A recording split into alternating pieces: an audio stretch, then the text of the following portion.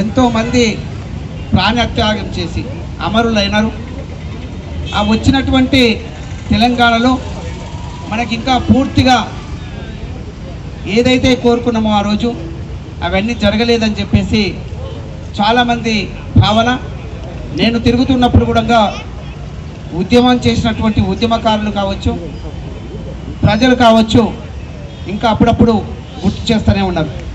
దానికి తగినట్టుగా చేయాల్సిన బాధ్యత గవర్నమెంట్ను ఏర్పాటు చేసినటువంటి ఈ నాయకుల యొక్క ధర్మము, చేయాల్సిన పద్ధతులు, చేయాల్సిన అవసరం బాగా ఉంది.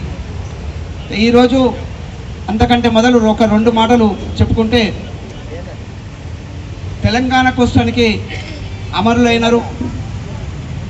దాన్ని చూసిన తర్వాత కేసీఆర్ గారితో పాటు లక్షలాది మంది, కోట్లాది మంది రోడ్లపైకి వచ్చి ఉద్యమం చేసినారు. ఆ తరుణంలో కాంగ్రెస్ పార్టీ ఆ రోజు నాయకత్వం వహిస్తున్నటువంటి కాంగ్రెస్ ప్రెసిడెంట్ కావచ్చు, మరి సోనియా గాంధీ గారు తెలంగాణ ఇవ్వాలని చెప్పేసి భావించారు.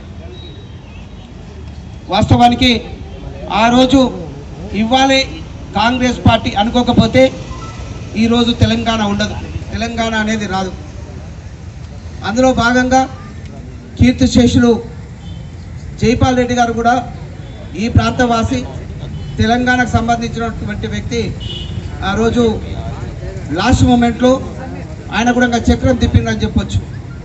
బీజేపీ నుంచి కూడా ఆ రోజు సుష్మా స్వరాజ్ మరి వారికి ఉన్నటువంటి ఫ్రెండ్షిప్ కావచ్చు, ఈ విధంగా చేస్తే మనం సక్సెస్ అవుతామని చెప్పేసి మరి అంత లోపలికి వెళ్ళట్లేదు. ఎందుకంటే చెప్పాలని ఉంది కానీ చాలా తక్కువ మంది ఉన్నాం, మరి ఎండ ఉంది, ఆకలిస్తుంటుంటుంది అందరికీ. అయితే వారి పాత్ర కూడా ఉంది. ఈరోజు తెచ్చుకున్న తెలంగాణలో ఇప్పటివరకు కొంత హ్యాండిక్యాప్డ్ వాళ్ళం కూర్చున్నాం. సార్ మాకు తెలంగాణ వచ్చింది కానీ ఏమొచ్చిందో చెప్పండి సార్ అని స్టార్ట్ చేశారు. ఎప్పుడున్నా కూడా ఒకటి అయితే విముక్తి అయితే కలిగినది. ఎందుకంటే ఆ రోజు ఏ ఫండ్స్ వచ్చినా కూడా ఆంధ్రకి తీసుకుపోయేవాళ్ళు, ఏ ఉద్యోగాలు వచ్చినా కూడా అద్రగణమో లేకపోతే వాళ్ళు చేసే ఛాన్సులతోటో ఇక చెప్పకూడదు కానీ అన్నీ ఆంధ్ర సైడ్ ఎక్కువగా వచ్చేటివి. అవన్నీ పోగొట్టుకున్నారు. అంతకంటే ముఖ్యమైనది నీళ్లు. ఇక్కడ జంగయ్య గారు మాట్లాడుతూ ఉంది, నేను అటు నుంచి వస్తా ఉన్నాను అప్పుడే క్యాంపస్ నుంచి. సింపుల్గా మాకు నీళ్లు కావాలి, ఇప్పుడు ఉన్న ఎమ్మెల్యే దాన్ని చొరవ తీసుకోవాలని. వాస్తవానికి గతంలోనే చొరవ తీసుకున్నాం. గత ప్రభుత్వంలోనే ఎన్నోసార్లు తిరిగి శ్రమ కోర్చి అందరి సహకారంతో ఇప్పటికే 35,000 ఎకరాలు వచ్చినది. ఈ బాధ్యత తప్పనిసరిగా ఇంకొక 35,000 ఎకరాలకు వెల్దండ, అదేవిధంగా మాడుగుల, ఆవనగల్లు కూడా తప్పనిసరిగా వస్తాయి ఈ వచ్చే వర్షాకాలంలోనే. ఎందుకంటే అది కూడా వర్క్ స్టార్ట్ అయింది, అది కంప్లీట్ అవుతుంది. ఇంకా వారు చెప్తున్నటువంటిది పాలమూరు రంగారెడ్డి కూడా మరి ప్రజలు కూడా అదే విధంగా రావాలి. ఎందుకంటే గతంలో మరి కేసీఆర్ ఇక్కడ దీన్ని పట్టించుకోకుండా కర్వెనలో నేను కూర్చొని నన్ను ఇక్కడి నుంచి గెలిపించారు. మహబూబ్నగర్ నుంచి ఎంపీగా ఉన్న తెలంగాణ వచ్చింది, మరి తప్పనిసరిగా నీళ్ళు ఇస్తామని చెప్పారు. నేను అప్పుడే రాజకీయంలోకి వచ్చిన కొత్తగా చాలా ఆనందపడ్డా. బ్రహ్మాండంగా చేస్తూ ఉన్నాడు. ఇంత పెద్ద మనిషి, తెలంగాణ కోసం కొట్లాడినటువంటి వ్యక్తి, తెలంగాణ ఇచ్చినది సోనియా గాంధీ అయినా కొట్లాడిందని చెప్పేసి ఆ రోజు భావించాం. కానీ ఈ రోజు వరకు కూడా దాని మీద ఏమాత్రం శ్రద్ధ చూపించక అక్కడ ఆ మేడిగడ్డ సైడ్ మాత్రమే దాని మీదనే ఆ ఫండ్స్ అన్ని కూడా ఎన్ని అప్పులు తీసుకొచ్చైనా మొత్తం అక్కడే పెట్టేసి దీన్ని ఎడారిగా ఉంచిండ్రు. ఇక్కడ నుంచే ఆయనకు కేసీఆర్కు వాస్తవంగా చెప్పాలంటే మరి శివం పోసినటువంటిది. ఆ రోజు ఉద్యమంలో ఇంకా ఉండడు అనుకున్నటువంటి టైంలో మరి పాలమూరు నుంచి వారు గెలిచి మరి పాలమూరుని పట్టించుకున్నటువంటిది మనం అందరం కూడా చూస్తూ ఉన్నాం. ఈరోజు మన ప్రాంతవాసి మరి గౌరవ ముఖ్యమంత్రి రేవంత్ రెడ్డి గారు ఈరోజు ముఖ్యమంత్రిగా అయినారు. ఖచ్చితంగా ఈ పాలమూరు రంగారెడ్డిని నీళ్లు తీసుకొచ్చే విధంగా వారు పనిచేస్తూ ఉన్నారు. మేమందరం కూడా ఇప్పుడున్నటువంటి ఎమ్మెల్యేలు కూడా అందరు కూడా రిక్వెస్ట్ పెట్టినారు.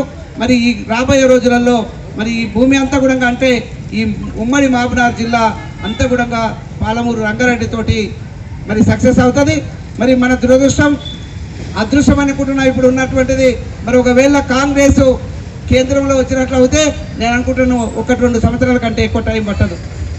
మరి ఏ విధంగా ఇస్తారో ప్రజలు దేశవ్యాప్తంగా అన్ని రాష్ట్రాల నుంచి ఏ విధమైన తీర్పు ఇస్తారో ఎల్లుండి ఎట్లయినా తెలుస్తుంది. ఒకవేళ కాంగ్రెస్ అక్కడ వచ్చినట్లు అయితే ఏమాత్రం బాధ ఉండదు. స్పెషల్ ప్యాకేజ్ కానీ జాతీయ హోదా కానీ మా పాలమూరు రంగారెడ్డి కోసం అని చెప్పేసి ఇప్పటికే గౌరవ ముఖ్యమంత్రి రేవంత్ రెడ్డి గారు అడిగి ఉన్నారు కాబట్టి అది ఖచ్చితంగా అవుతుంది. మనమందరం కూడా కోరుకుందాం. మరి అక్కడ వస్తే అది అవకాశం ఉంటుంది. నిన్న చూసినటువంటి ఎగ్జిట్ పోల్స్ చూస్తే అవి అన్ని డిఫరెంట్గా ఉన్నాయి. వాటిని మరి పూర్తిగా కన్సిడరేషన్లోకి తీసుకోలేం. ఏదేమైనా కూడా ఈ ప్రాంతానికి రైతులే ఎక్కువగా ఉన్నారు కాబట్టి మరి నీళ్లు రావాలి, సాగునీరు రావాలి.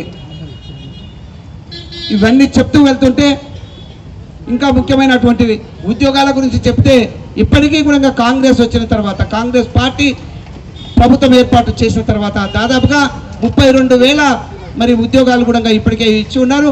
వాళ్ళు క్లెయిమ్ చేస్తూ ఉన్నారు, మేము నోటిఫికేషన్ ఇచ్చాం, అప్పుడు క్యాన్సిల్ అయింది, మీరు వేసినారు ఇప్పుడు వచ్చినాయని చెప్పేసి. ఏదైనా కూడా అన్ని 10 సంవత్సరాలు 9.5 సంవత్సరాలు మరి పాలన చేసి మరి విద్యార్థులను పట్టించుకోకుండా ఈరోజు ఒక అబ్బాయి చెప్తా ఉండే, శంకర్ అని చెప్పేసి మార్గుల నుంచి వచ్చినటువంటి అబ్బాయి, మేము ఇప్పుడున్నటువంటి విద్యార్థులతోటి కంపీట్ చేయలేకపోతున్నాం.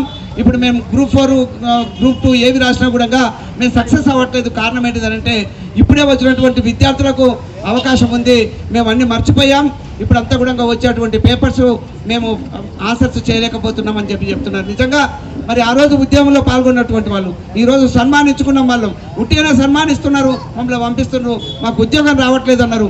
కానీ వాళ్ళ జీవితంలో కొంత దాదాపుగా 15 ఏళ్ళలో పోగొట్టుకొని మరి ఉద్యమం చేసి తెలంగాణ తీసుకొచ్చినారు. ఈరోజు చాలామందికి ఉపయోగపడుతుంది.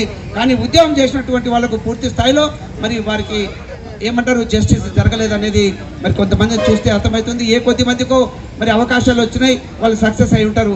అందులో ఇప్పటివరకు బాలాజీ గారు చెప్పారు, ఆ సక్సెస్ పొందినటువంటి మొదటి వ్యక్తి మరి ఆ కుటుంబమే కాబట్టి పూర్తిగా వాళ్ళైతే ఎలాగో సక్సెస్ అయినారు. అందులో ఏమాత్రం డౌట్ లేదు. మిగతా వాళ్ళందరూ కూడా అయి ఉంటే బాగుండేది. అవ్వడానికి ఈ కాంగ్రెస్ ప్రభుత్వం కూడా మరి నిరంతరం వీరి కోసానికి తెలంగాణ అభివృద్ధి కోసానికి పాటుపడుతుందని చెప్పేసి నేను భావిస్తూ ఉన్నాను.